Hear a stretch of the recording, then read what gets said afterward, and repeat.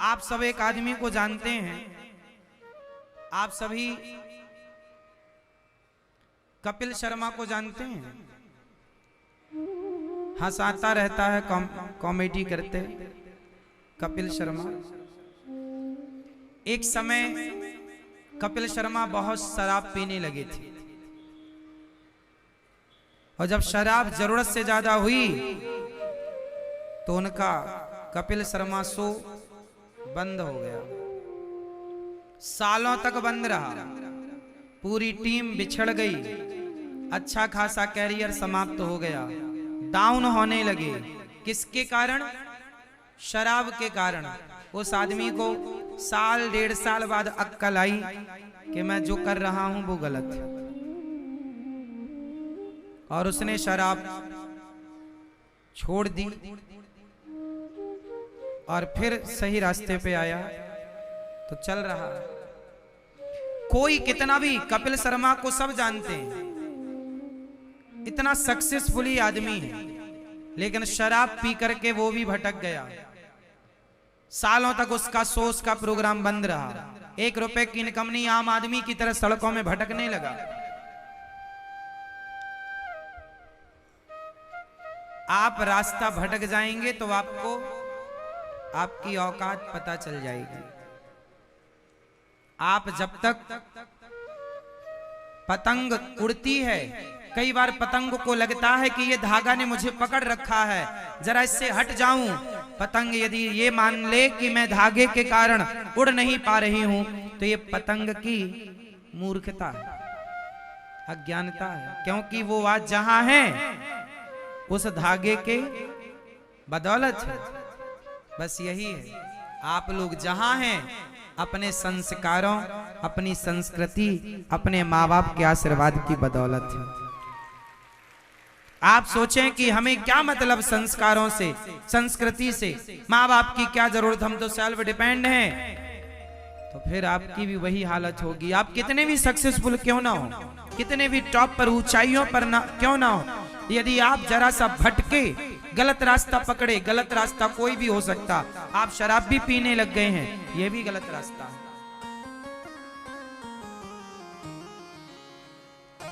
आप माइनस हो जाएंगे, इसलिए संभलो। ये चमक संसार की ज्यादा दिनों की नहीं है साहब। चमक बाहर नहीं, चमक भीतर होनी चाहिए। संसार की इस चमक में ना उलझा करो, भगवान का चिंतन किया करो। और हमारी सबसे बड़ी संपत्ति क्या है बताओ? हमारी सबसे बड़ी संपत्ति क्या है? जोर से। हमारी सबसे बड़ी संपत्ति है हमारे संस्कार।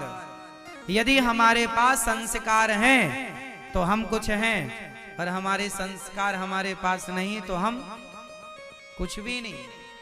हमारी पहचान हमसे नहीं, हमारे संस्कारों से है।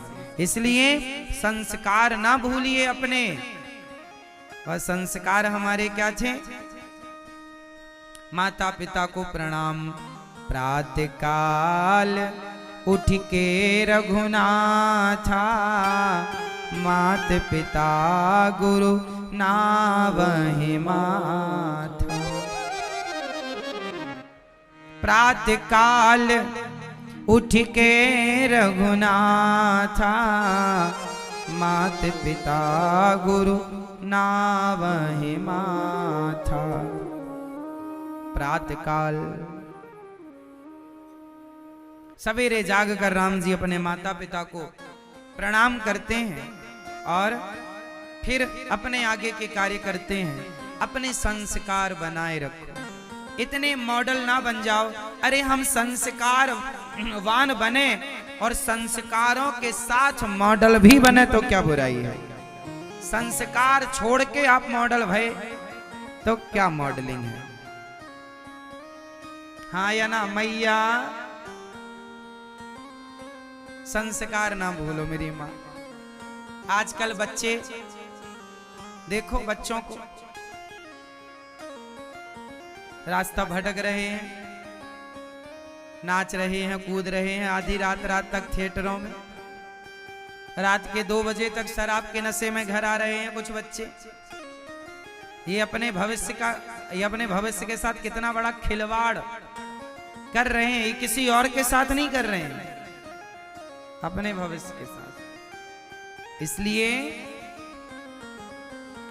भगवान का नामकरण संस्कार हुआ। हमारे धर्म में, हमारे देश में हमारे संस्कार कितने अच्छे हैं। हिंदुओं को छोड़कर, सनातनियों को छोड़कर आप किसी भी मजहब पंथ में जाकर देख लो, किसी भी मजहब पंथ में माता पिता को भगवान नहीं कहा जाता, माता पिता की आरती नहीं उतारी जाती। सिर्फ हमारा धर्म, ये हमारे संस्कार हैं। हमारे संस्कार जो भूल गए वही तो मजहबी और पंथी हो गए।